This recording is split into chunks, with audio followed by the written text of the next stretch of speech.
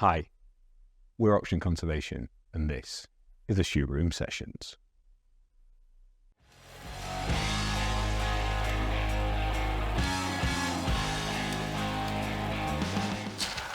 Ben, welcome to the Shoot Room. Thank you very much. Can you tell people out there who you are and what you do?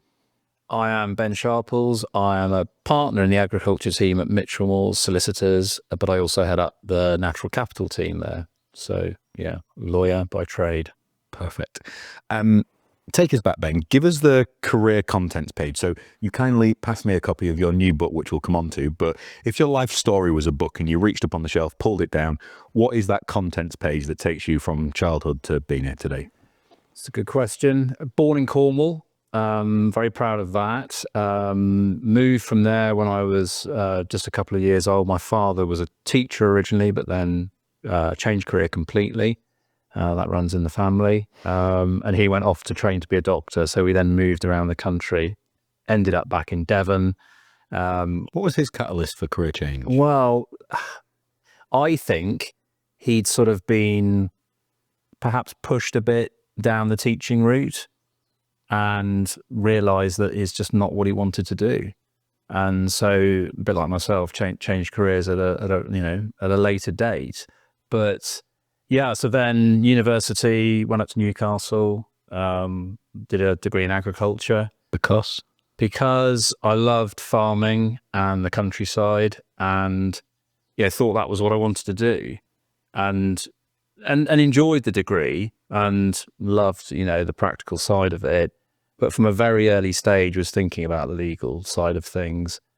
And, gradually, I went from Newcastle, went to work for Stratton Parker. So I was a land agent, trained as a chartered surveyor and valuer, did that for 5 years, and again, loved it, because working with landowners, working in the countryside, working in that sector. But even while I was there, I was finding the estate management side, I wasn't enjoying that side of it, and the legal aspects were really what interested me. So I thought, I'm going to have to make a move here and make a break before I get, not weighed down with the accoutrements of life, but before I get. So what was family? What was family situation like at that point? So at that point, I was single. I just met my then wife, who really pushed me into the decision ultimately, because she pretty much said, if you don't move, you're miserable, I'll leave you.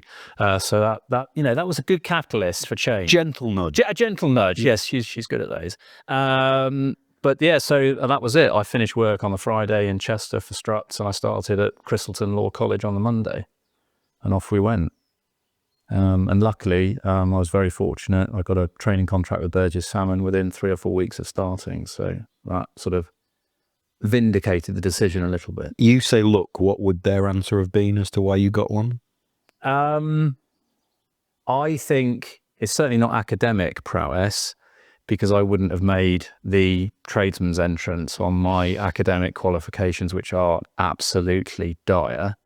But I won't necessarily at this stage give you my grades, but that may come out at a later date.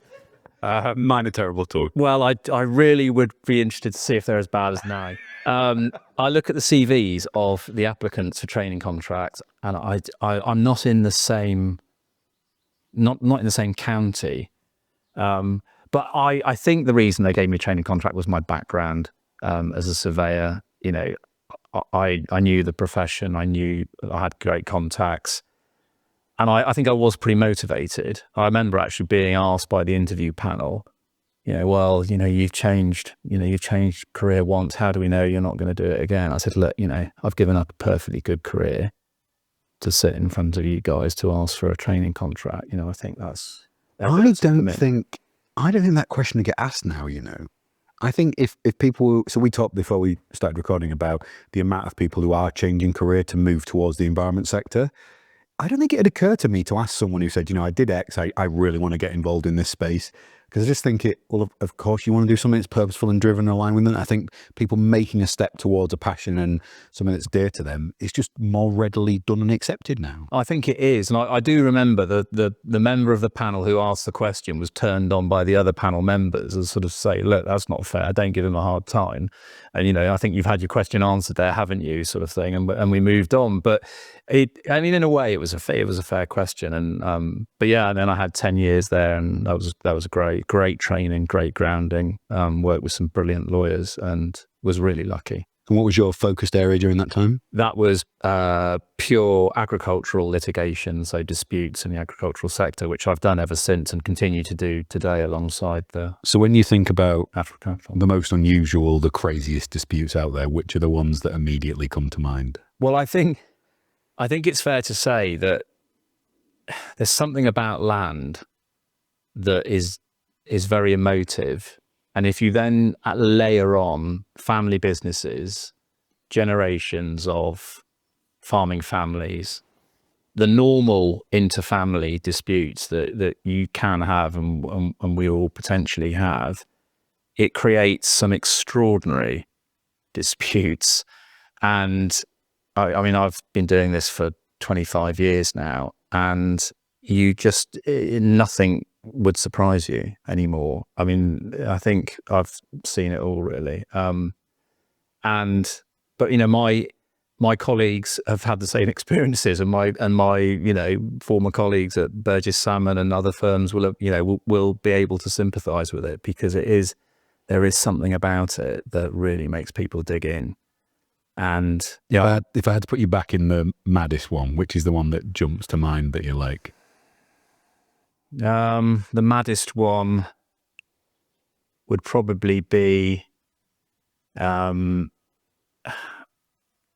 tend to be disputes in Wales, if I'm honest. We might have to cut that out. But those seem to, the temperatures run very high over the border. Yeah, it would be actually. I think that all of the really striking ones, and I probably can't give you any specific examples in case people can identify themselves, but it is extraordinary, you know, what you can see. I'm a mediator as well. I trained as a mediator, so I think that's a great way of resolving disputes. And when you're in your own room acting as an advocate for your client, of course you never see the other side because they're in their own room, they're in their own bubble. But as a mediator, you get to go into both rooms and you see the dynamics on both sides. And it is at that point that I think you really get a holistic view of it. Do you think more time spent as a mediator has made you a better advocate as well? Yeah, definitely. And it certainly made me a better advocate at mediations, because you realise what a tough job it is, and how, you know, you have to be very sure of your case and right on top of it. And we prepare for mediations as we would for trial. But, you know, in representing your client to best effect, sometimes you have to make the first move. Sometimes, you know, it's not a sign of weakness. Sometimes you have to, you know, you inevitably have to compromise. And it's about taking the client with you and, you know, getting that right. But it definitely has. Yeah, it's a really fascinating process, and the psychology of dispute resolution and mediation is really interesting. I've adored my time having the privilege of interviewing people on the podcast, because prior to this, most of the time I was being interviewed, and I think I've become a much better listener as a result of getting to ask lots of questions from brilliant people. So I think we should all try and sit in the opposite chair from time to time. Yeah, I think it's a really good discipline to do that. And, you know, that's one of the skills, you know, you keep, you know, whether you're being taught about coaching or mentorship or mediation or whatever it is really. I mean, the key common skill that they want is to be an active listener, to be a good listener. And many of my colleagues will probably say that I could be better at that. I'm not a football man, but I love Pep Guardiola and his books on his time at Bayern Munich and at Man City. And the basis of his training is something called rondos, where they just repeatedly short passes to one another in a confined space. Yeah. And I think in business, conversations are the equivalent of that. They're the basis, as passing the football is the basis for the entire rest of the game. Having and being part of a great conversation is the key cornerstone to business and life. So that's why I love things like this, because it's kind of our version of training in that way. Yeah. So take us from Burgess Salmon. Next steps?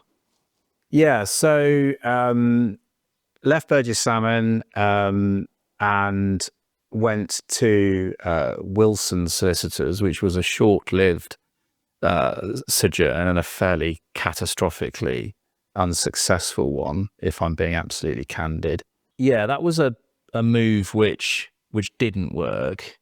And I think that was really because we just had a different ambition.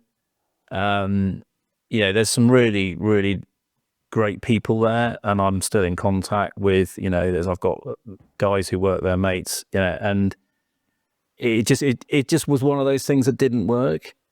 And you sort of think, hey, that's great. What now? And we spoke to Michelmores, and I remember going down to Exeter and talking to them, and we sort of came out afterwards, as you do at these things. And was we a group of you? Yeah, so there was a team of us, which was a lot smaller than the team is now. But at that time, there was probably half a dozen of us.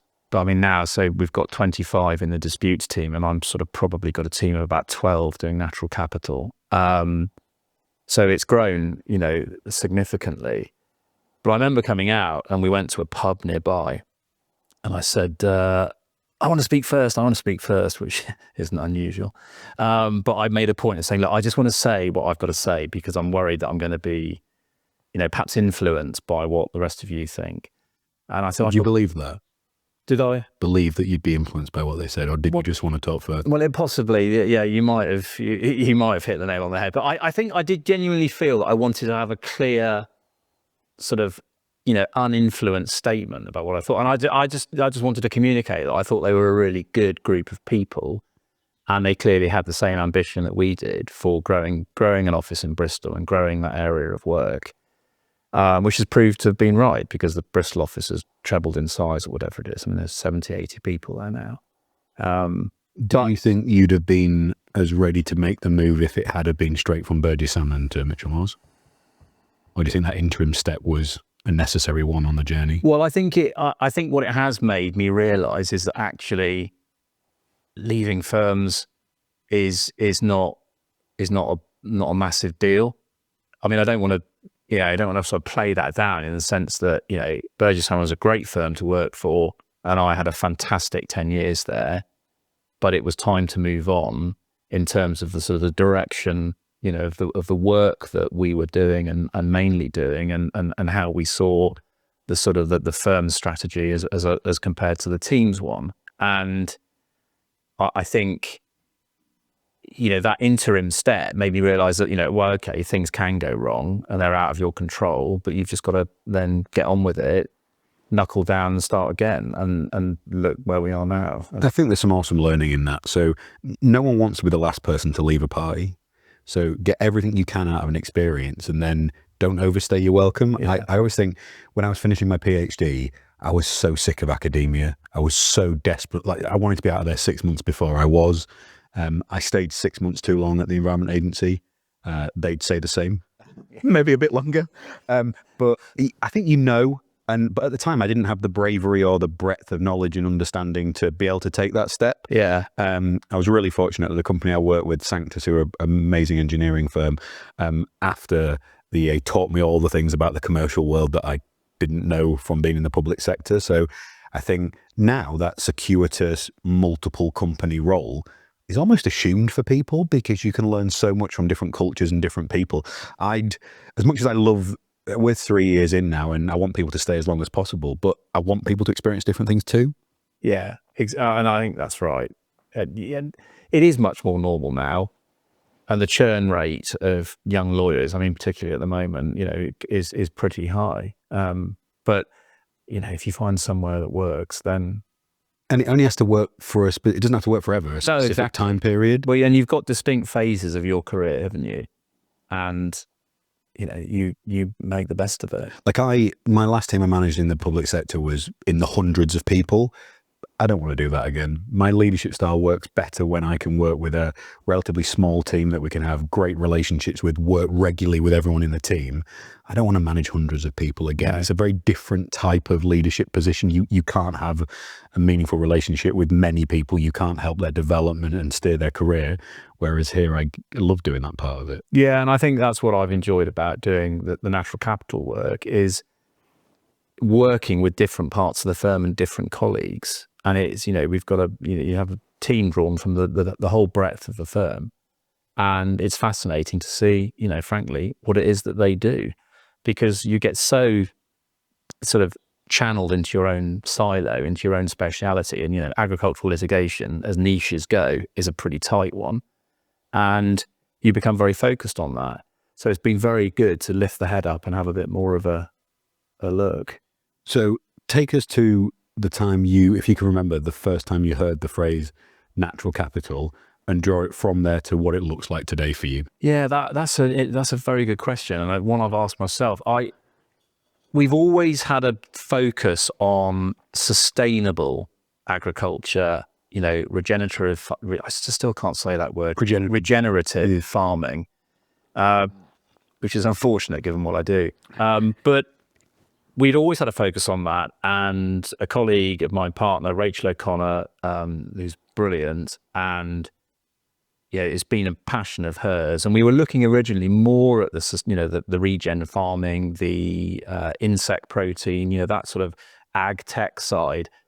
But 4 years ago, I suppose, maybe a bit more, I said to Rachel, look, I think we have to split this, because natural capital, that use of the environment in that way, is going to be very big. And so we need to divide and just get this split. So we did that. So that would have been sort of 4 or 5 years. We'd had a sustainable agriculture conference in Bristol for a couple of years.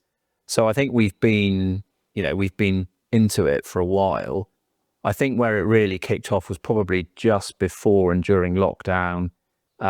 We were instructed by a particular client, and they wanted us to look at a number of issues in respect of their business. And it was at that point that I think I really started to drill down into, what it might mean. Then looking at things like nutrient neutrality and then the sort of the emerging landscape recovery schemes and so on. So it was probably really the main focus was when the Environment Act was still a bill, and we were working with, relatively little information at that point. So it was quite interesting, trying to think how things might evolve and, where we might end up. And I think we've got more pieces of the jigsaw now, but there's still an awful lot. Sounds like you think we're really early in the development of natural capital still. Well, I think we are, but I think we've got to be careful about talking about nascent markets. And, at some point this market has to just stand up and go. And I'm worried that there are significant brakes on it in the form of, the LPAs, through no fault of their own, are under-resourced. We're not getting the Section 106 agreements approved. It's holding up nutrient neutrality. It's holding up biodiversity net gain. And those two markets are really the vanguard markets to show what can be achieved in this sector. And then, you can stack other income streams on top of them. So for people that are potentially new to those topic areas, because you covered so much in that answer there, could you break it down for people in terms of the reality of what a lack of resourcing in the local planning authorities look like? So if you go from where a project would need B&G or nutrient neutrality credits and to where that blockage would come. Yeah, so if you're a developer who, for instance, has got a development on the books, it's all ready to go.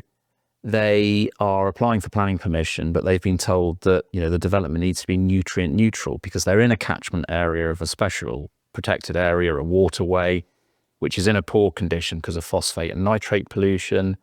So they have to demonstrate that their development isn't going to make that situation any worse. So they have to be nutrient neutral in the terminology. So what they might do is they might build a wetland, sort that out, or they might buy phosphate or nitrate credits to allow the development to go ahead. Which largely means someone's built a wetland elsewhere. Yeah, or someone's adapted their land management or farming practices to reduce the runoff of phosphate and nitrate into the waterways. So they would then, do a deal with, say, a landowner to buy those credits to allow the development to go ahead. They then go back to the planning authority and say, look, we've resolved it all. Here's where we're buying the credits. Here's the details of the scheme. It's all fine, isn't it?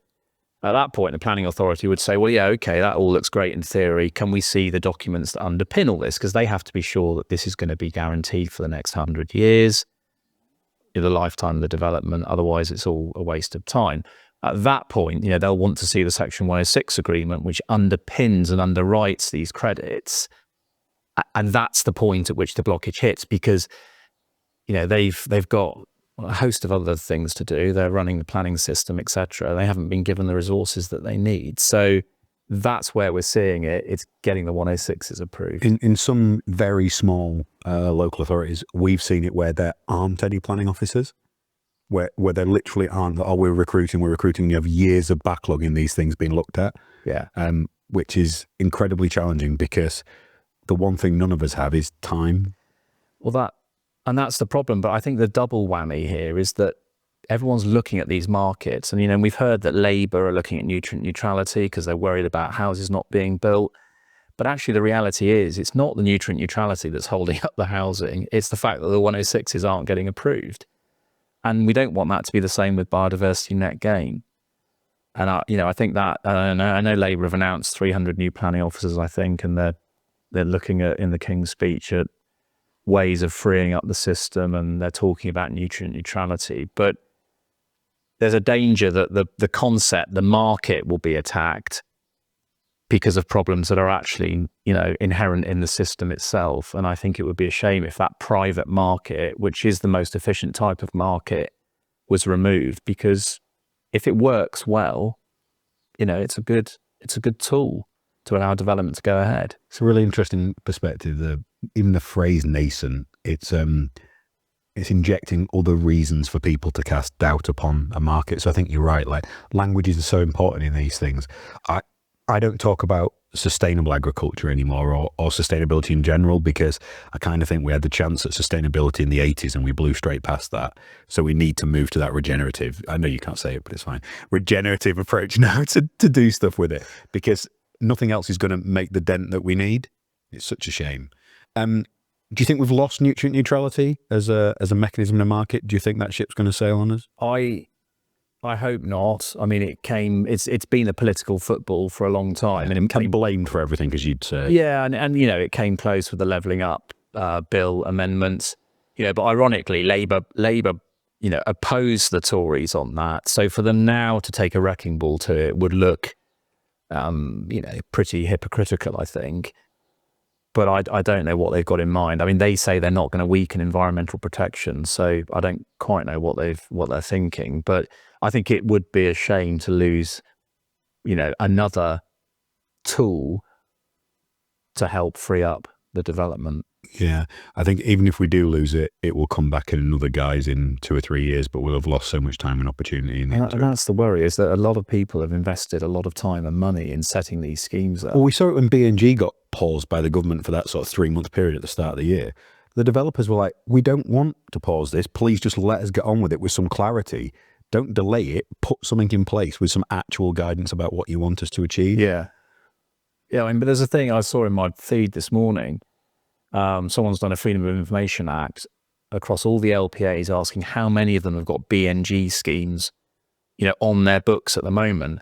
I think it was in excess of 300. I can't remember the exact number, but it's showing that the market is moving. But it comes back to my original point. I just think, I was at Groundswell and people are still talking about nascent markets. I think it's not a nascent market; it's a market. Yeah, let's just get on with it. We talked about how it can be really easy to inadvertently limit the development of these markets.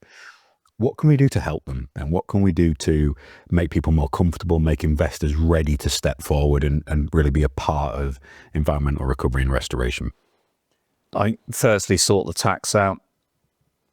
What the key issue for landowners who ultimately control the raw material here is taxation, and capital taxation at that.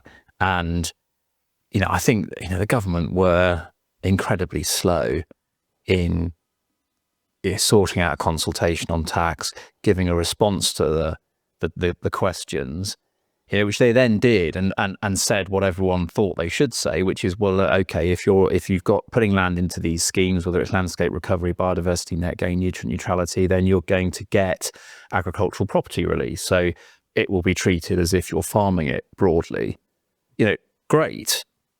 But that provision didn't make it through to the wash up at the end of Parliament. So it is just a response to consultation. So we're, in terms of black letter law, we're no further forward.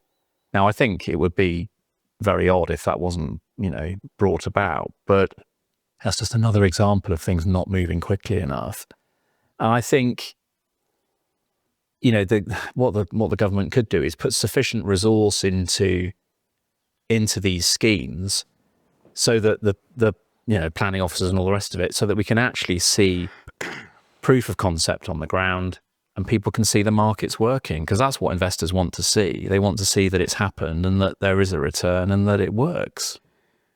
I think there's plenty of scope for developers and operators like ourselves to be paying for those services as well. So, for example, I would be delighted to pay for our applications for tree planting to be reviewed quickly and to a even higher environmental performance standard. So this isn't about lowering bars.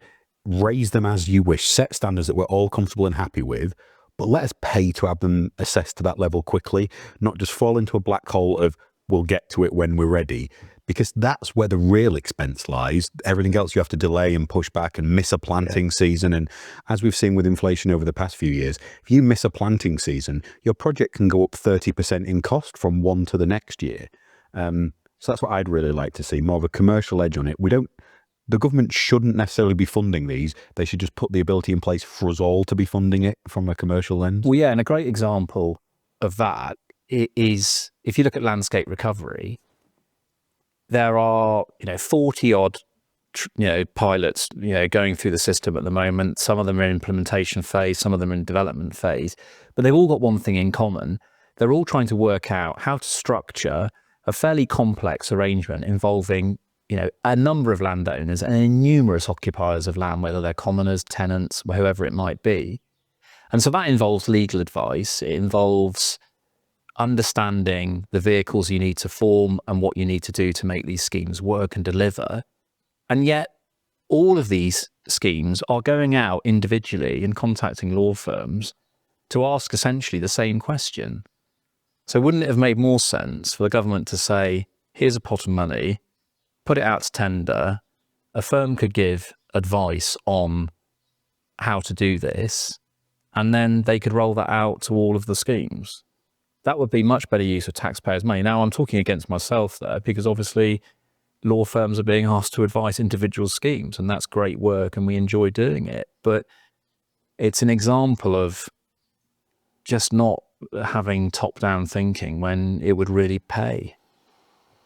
I suppose we're at risk of being hypocrites, right? Because that essentially almost wears the hat of subsidy of a type. So what it would do is, at the moment, you've got a financially inefficient but innovative environment where lots of different firms are working on solutions and ideas, versus a more efficient expenditure for the government on one set of information that would potentially stifle some of the peripheral ideas that might be the really useful ones. So it's a balance, I think. It is a balance, and you're right. Yeah, I can see that, you might, when you put it all in the blender, you might get some more interesting ideas coming out. But actually, probably there are some very similar questions and some similar ground to cover. And it's not, it's very easy to be critical of government. And, I've made a rule not to be now we've got a new government, because I'm not. Give them a chance is my kind of rule with the new lot. Well, yeah, no, and this isn't the new lot, in fairness to them. This is looking backwards. But it just, in terms of getting these schemes off the ground and sort of benefiting the environment, that would have been a much more efficient way of doing it. Yeah. So it's more a frustration that, again, these schemes are taking longer to come to fruition than perhaps they might need to. And actually, I think if you look at the greater good for the environment, more money routing to actually changing things on the ground versus paying for very good and very brilliant lawyers, but actually the more you can keep on the environment probably hits the greater good card there. Well, yeah, the innovation side of it. that's sort of where I'm coming from, I think. Nice. How have you seen people's perspectives and relationships with rural land change from the beginning of your career to today? Yeah, significantly is the answer. I mean, if I think back even only as far as perhaps 5 years ago, when we were first looking at the sustainable agriculture conferences, there was a sense that we had to be careful with our language. Do you know what, as you started describing, the first thing that came to my head is I bet some people didn't even like the word sustainable. But are you saying we're not sustainable? Yes, that's exactly what we're saying. Well, and I remember having these conversations, and it's perfectly legitimate, and we're a partnership and we talk things through, and we're lucky, we agree on the vast majority of stuff. But there was a sense that we can't be too left field here. We can't be seen as too extreme, because we've got lots of clients who are traditional commodity-based farmers, and that changed quite rapidly, but it changed significantly in the last 2 or 3 years. Conversations that just would have been non-standard 2 or 3 years ago are mainstream now, and it is completely flipped. And it's a sea change that is just so welcome, because now people recognize that, if you're not sustainable, you're nothing. And what's the point in arguing about, peripheral things when fundamentally the very material that you're working with is potentially in jeopardy? So I think there's a balance to be struck. And, that one of the latter emphases of the Environment Act was food security. And I think that is a key issue. And no one's suggesting that prime cereal land, should be rewilded. I mean, well, some people might, but, that isn't going to work. There has to be a balance between feeding the nation and ensuring that we're doing what we need to do. We had, so at a day of Ben, so Ben Goldsmith was visiting with us this morning. Him and I had a very similar conversation about agricultural land and arable farming in general. Neither of us is aware of any grade 1 or 2 arable land that has adopted a rewilding based approach, because I mean, economically it'd be a terrible idea, never mind anything else. And I think it's a shame that we've ended up in a position where farming and conservation are becoming so polarized. Yeah. That narrative of no farmers, no food. I don't think anyone's suggesting there shouldn't be any farmers. I think people are just suggesting some of the least productive land in a traditional sense might be better suited to offer value to society in different ways, like conservation and nature. But that is a million miles away from no farmers. And it's a shame we're there. I can understand how we get there, because people feel that their identity and livelihood's threatened if something's changing.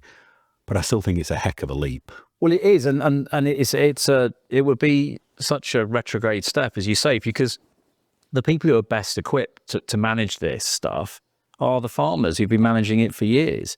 And if you look at how the farming sector has adapted and behaved in adversity in the past, look at how they reacted when we had to effectively, dig for victory in the Second World War to survive.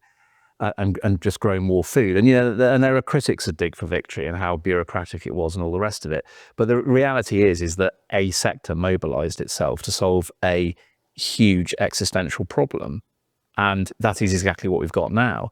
So why not tap into that resource again and get them to manage it? But, there will be horses for courses. And if you look at the way our landscape has changed, because of subsidy, land that was marginal, land that was livestock focused became cereal ground. And,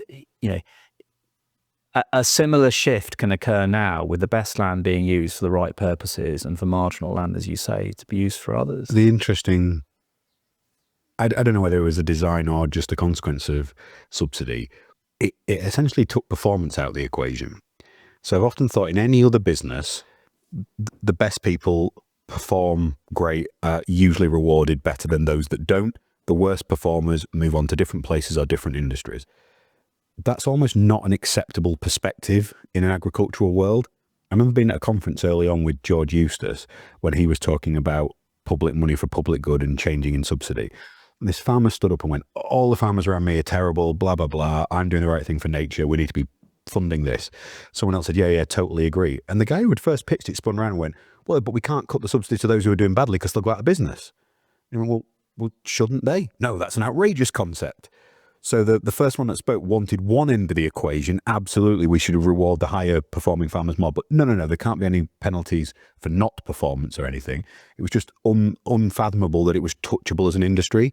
I think that's kind of held it to where it is and stopped it from developing and moving forward, because it's propped up, and that efficient market that you talked about before isn't allowed to operate in agriculture. Well, and that is a criticism. If you listen to agricultural economists and people much better qualified than me to talk on the subject, that has long been a criticism of that system. But that system was a product of our membership of the European Union, and that's a whole other podcast. But we haven't had a Brexit focus. No, that would be interesting. But you can't blame an industry for reacting to the rules of the game. The rules of the game, exactly. And, that then had to change, and it has changed. But public support has to be focused on public benefit. And, the sector's going to have to do that. It's funny, sometimes you hear a phrase or something that sits with you in a different way. And talking about it earlier, the public money for public good. Remember when Michael, so I was working closely with Michael when that first came out as a concept. Remember how jarring it was for people? And I hear it now and I think, well, surely anything but is madness. Surely the suggestion that public money shouldn't pay for public good is so bizarre, you couldn't even countenance it. No, you're right. And it actually is. I think it's a really good phrase. It's one of the better political slogans, and such a clear, simple test as well. Yeah, is this delivering a public good? Well, no, it's destroying the environment. Stop paying for it. Yeah, stop paying for it. Absolutely. But getting that balance right with agricultural production in its purest sense is tricky, and then it's tricky, because you look at all our legislation is skewed to the concept of agriculture being all about production. Yeah. And that causes difficulties in a whole, with a ripple effect across a whole host of different... Yeah, growth at all costs. Yeah. How, if we get you to look across the professional service sector, how are you seeing the industry change the way it views and talks about nature in general? It's become much more mainstream, as I said earlier. I think if you look at my profession in particular, I'm a litigator by trade, and I'm now doing natural capital work as well. But actually, because of the way that the market has moved, I don't think you can be a good agricultural lawyer without knowing about all of this stuff that we're talking about, because it is now so fundamental to what the sector does. Yeah, it's like playing cards but missing one of the suits. Yeah, just not. Well, yeah, exactly. And I think that now, in order to be a well-rounded advisor, you have to know about all this stuff. And so actually, in terms of our teams evolving sort of skill set and development, it's been brilliant because, frankly, they need this knowledge anyway. So we've acquired that in terms of advising clients and building profile and writing articles and books and all the rest of it. And that's just how it has to be, it seems to me, because it's just part and parcel of the landscape now, and it's not going away. And I think people are now it's beginning to dawn on them that actually all of the other business drivers and issues that used to be front and center are now just, that's fine. But it's like, was it Clinton said, it's the economy stupid? I mean, it's the environment stupid now, because if you don't sort it. I think we've just hit the title of your podcast, Steve, Environment Stupid. So you mentioned books. and you've written a practical guide to payment for environmental services. Can you talk to us about that? Yeah, so that was Law Brief publishers contacted me and said, do you fancy writing a book on it? And they specialize in these sort of condensed, concise guides. And I thought, well, yeah, might as well draw some threads together. It's the start of a long debate about, where this is going.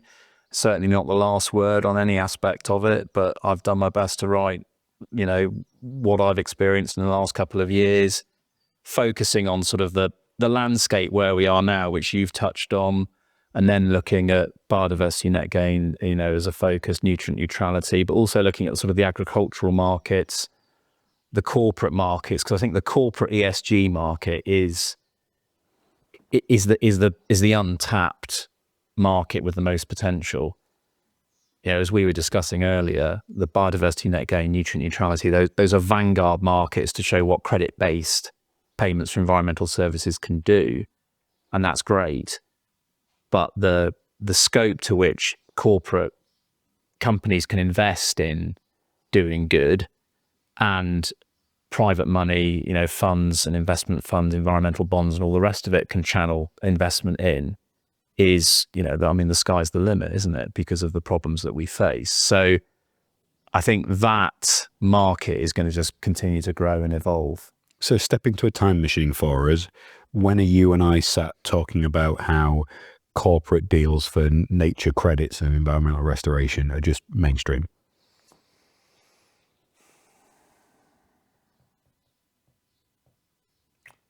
I would say, I think BNG and nutrient neutrality will evolve and become, political machinations notwithstanding, will become well established in the next couple of years. I think from then, nature credits, ESG, that's what you're driving at there, isn't it? I would say within 2 or 3 years thereafter. I would think within 5 years. You can play this back to me in 20. So I had 2035 in my head when you spoke, so we're not a million miles. Yeah, I think 20. Well, it's tinged perhaps with hopeless optimism, but I'm thinking 2030. But I think what will really be the kicker is if the nutrient neutrality and BNG are suddenly given an impetus and they just take off.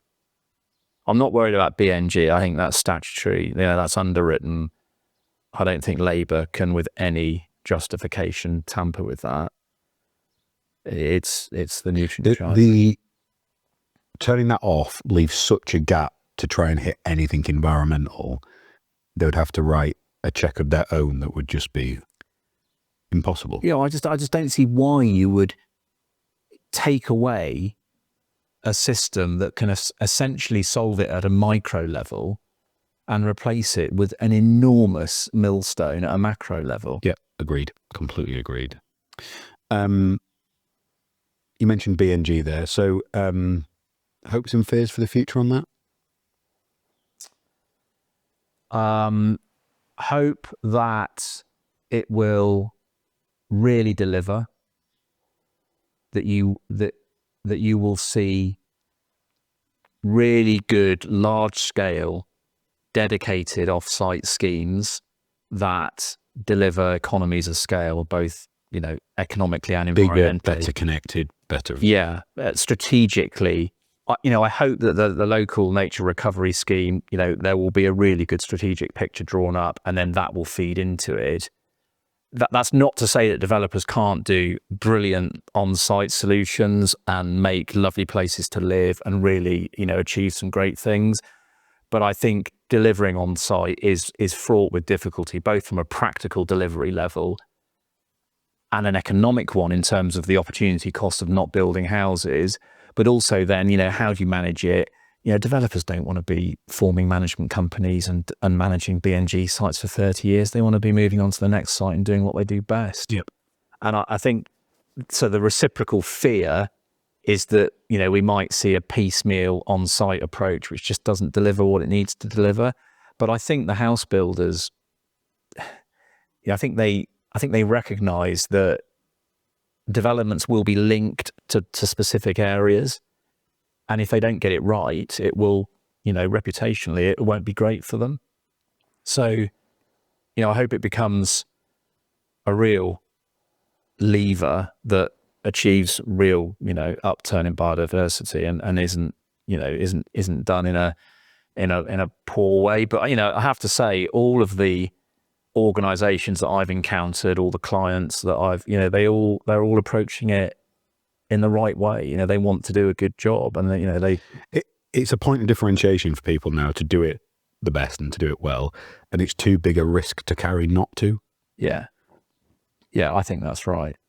And we all know that people who don't want development now just see BNG or nutrient neutrality as just another way of, getting the arrow in under Smorg's elbow and detonate, just ruining the whole development. And that's, because they think, well, if we can bring that down, then they won't be able to build the houses. And we've already seen that go through the courts with, the Fareham Borough Council decision and others. So they have to get it right. I agree. Let's talk about a specific one, the Lower Otter project. Oh yeah. Can you tell people a little bit about that one? Yeah, well, that it was a fascinating project involving Clinton Devon Estates, the Environment Agency, and John Varley's due on soon. Oh, is he? Yeah. Oh, brilliant! Yeah, well, he was a major player in the Lower Otter project, which involved essentially. Again, this is this historic, agricultural production being the focus, not unreasonably. And what was essentially floodplain being reclaimed for agricultural purposes, and alongside the Lower Otter River, and this area of land is under extreme threat from the sea, with the sea defences being breached, and the estate, very wisely thought, well, we can't turn back the tide, literally. What do we do here? So they took the decision to breach the sea defences, to allow the flooding to take place naturally. And that scheme was to essentially, work out how that was going to happen, partnering with the Environment Agency. There was, other funding involved. There was just so many issues, tenants, occupiers, transit lab, cross-channel cables coming in, just so many issues to be sorted out. And I can't take any credit for it at all, because my partner, Adam Corbin, did the vast majority of the work and led the team, who did a brilliant job. But I was involved here and there, but it was fascinating. And then we went and had a walk down and saw, all these works unfolding. And, it is now evolving and will be a great environment for wading birds and all the rest of it, which was one of the aims. It's really spectacular, and huge credit to John and Mark Rice, who's the area director, and Devon as well for the EA, because I heard about that project 5+ years ago in concept, and saw the landscape before changes had happened. And it was so desperately the right thing to do at the right time, and unsticking all those problems just shows the art of the possible. And it's projects like that allow that optimism to continue, I think. I think that's right, because when you looked at it at the start, you thought, this is, the sort of the players involved were all highly motivated, but even with that energy, and they couldn't have done it on their own. That's the other thing. No, it is impossible if it's not a partnership. Yeah, and it does show what, again, it shows what external funding, can achieve in terms of government funding or European funding, whatever it is. But it allows that, that pump priming effect, for estates like Clinton Devon, who are, incredibly forward looking, to make the right decision. And, it was literally, well, we either manage this situation or we're dealing with a series of catastrophic flooding events. I think that's a great point for us to wrap up on. We all need to manage what we're dealing with day to day. Otherwise, we're not going to have any choice, because it's going to be even more catastrophic. Yeah, exactly. Act today or rue in the long term. Ben, thank you so much for coming in. It's been an absolute pleasure having you in the shoot room. You've got to come back again soon. Well, thank you. I've really enjoyed it. Thanks, Rich. Thanks, guys.